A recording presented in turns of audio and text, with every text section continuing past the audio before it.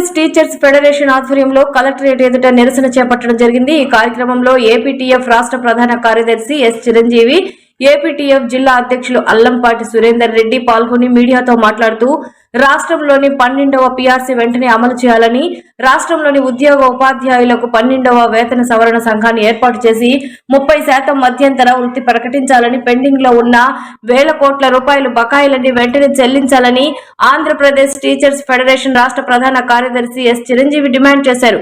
అనంతరం ఈ కార్యక్రమంలో వందలాది మంది ఉపాధ్యాయులు పాల్గొనడం జరిగింది।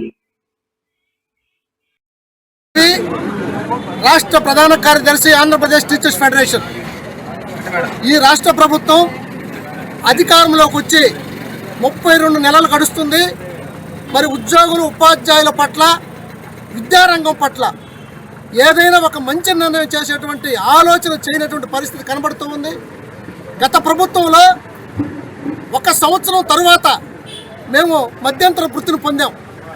అయితే ఆ మధ్యంతర వృత్తి తర్వాత మాకు ఆ ప్రభుత్వం మీద ఫిట్మెంట్లో వ్యతిరేకత వచ్చింది। కానీ ఈ ప్రభుత్వం 32 నెలలు గడిచినా ఏ మాత్రం ఆర్థిక ప్రయోజనాలు కానీ, 12వ పీఆర్సీ కమిషన్ వేయడం కానీ, మధ్యంతర వృత్తిని కానీ ప్రకటించలేదు।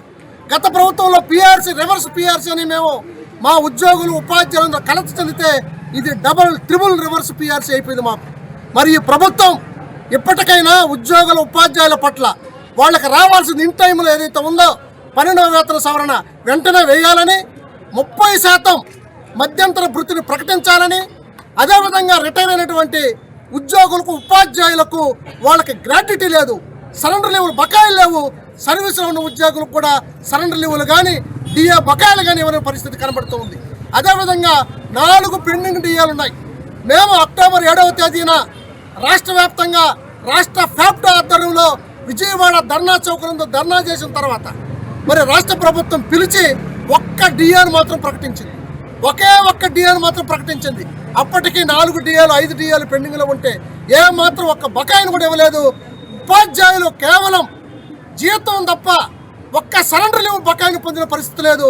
అది ముఖ్యమంత్రి గారి దృష్టికి తీసుకెళ్తే ఆర్థిక పరిస్థితి బాగలేదనేటువంటి పాత పాటే పాడారు। ఈ ముఖ్యమంత్రి గారు ఎప్పుడు అధికారంలోకి వచ్చినా ఈ రాష్ట్ర ఖజానా బాగలేదనేటువంటి ఒక ఊత పదం వారి నోటి నుంచి గత 20-30 సంవత్సరాలుగా ఇంటూనే ఉన్నాం। మరి అదే పరిస్థితులు ఇప్పుడు తీసుకొస్తున్నారు। మరి రాష్ట్ర ఖజానా పరిస్థితి లేదనేది మేము చెప్తూ ఉన్నాం। ఈరోజు అమరావతి పేరుతో వేల కోట్లు బకాయిలు తెస్తుంటే చిన్న చిన్న ఉద్యోగుల ఆదరణని మేము పొందలేటువంటి పరిస్థితి కనబడుతూ ఉంది। అదే రకంగా విద్యారంగం చూస్తే విద్యారంగంలో 9 రకాల పాఠశాలలు పెట్టొద్దని మేము నెత్తినోరు కొట్టుకున్నాం।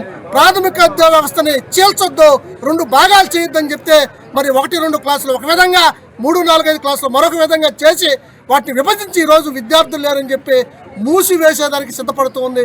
ఈరోజు రాష్ట్ర వ్యాప్తంగా 12,500 పాఠశాలని మూసివేసేదానికి సిద్ధంగా ఉన్నాయని ఉపాధ్యాయులు నోటుకుండా రావాలనే దాంతో ఎదురు చూస్తూ ఉన్నారు। ఇది సరైన విధానం కాదు। ఏ విధంగా 5 మంది విద్యార్థులు ఉంటే ఒక ఉపాధ్యాయుడు అనవసరమైనటువంటి వనరుల్ని తీసుకొస్తూ ఉన్నారు। ఈ ప్రభుత్వ వైఖరిని మేము ఖండిస్తున్నాం। అదేవిధంగా డైరెక్టర్ గారు, సెక్రటరీ గారు ఉద్యోగుల్ని, ఉన్నత స్థాయి అధికారుల్ని, డిఈఓల్ని, డిప్యూటీ డిఈఓల్ని, ఎంఈఓల్ని ఎపెక్స్ కౌన్సిలింగ్లో రోజుకొక విధానం తీసుకొచ్చి వాళ్ళని ఒత్తిడి గురి చేసి ఈరోజు విద్యా వ్యవస్థను నాశనం చేసేటువంటి పరిస్థితి కనబడుతుంది। ఎప్పటికైనా విద్యారంగం పేద బిడ్డలకు ఫెడరేషన్ వెనక్కదగదు। మరి అట్లా న్యాయస్థానానికి వెళ్ళడం ఆంధ్రప్రదేశ్ టీచర్స్ ఫెడరేషన్ నెల్లూరు జిల్లా శాఖ అధ్యక్షుడు మరియు ఏపీజేఏసీ నెల్లూరు జిల్లా సెక్రటరీ జనరల్ ఈరోజు ఆంధ్రప్రదేశ్ టీచర్స్ ఫెడరేషన్ రాష్ట్ర సంఘం పిలుపు మేరకు నెల్లూరు జిల్లా కలెక్టరేట్ ముందు పెద్ద ఎత్తున వందలాది మంది ఉపాధ్యాయులతో మేము ఈరోజు ధర్నా కార్యక్రమం నిర్వహిస్తున్నాం। ఈ ధర్నా చేసే పరిస్థితిని, టీచర్లను రోడ్డు మీదకు తీసుకొచ్చేటటువంటి పరిస్థితిని ప్రభుత్వమే తీసుకొచ్చింది। మనకు ప్రకటించకపోవడం కూడా దుర్మార్గం అని చెప్తే చెల్లించాలని డిమాండ్ చేస్తున్నాం। అదే మాదిరిగా జీవో 342ను ఎటువంటి షరతులు లేకుండా ఏదైతే ఎస్సీ ఎస్టీ ఉపాధ్యాయులకు ఉన్నతాభ్యాసం కొరకు ప్రభుత్వం కల్పించినటువంటి హక్కులను కాలరాయకుండా అమలు చేయాలని చెప్పి కూడా మేము డిమాండ్ చేస్తున్నాం। ఈ ప్రభుత్వం ఈ పేరుకుపోయినటువంటి సమస్యలన్నింటినీ పరిష్కరించకపోతే రాబోయే రోజుల్లో పెద్ద ఎత్తున జేఏసీ ఆధ్వర్యంలో చాలా పటిష్టంగా మేము పెద్ద ఎత్తున ఉద్యమాలు చేస్తామని చెప్పి కూడా ఈ ప్రభుత్వానికి మేము తెలియజేస్తున్నాం। థ్యాంక్ యూ అన్నారు।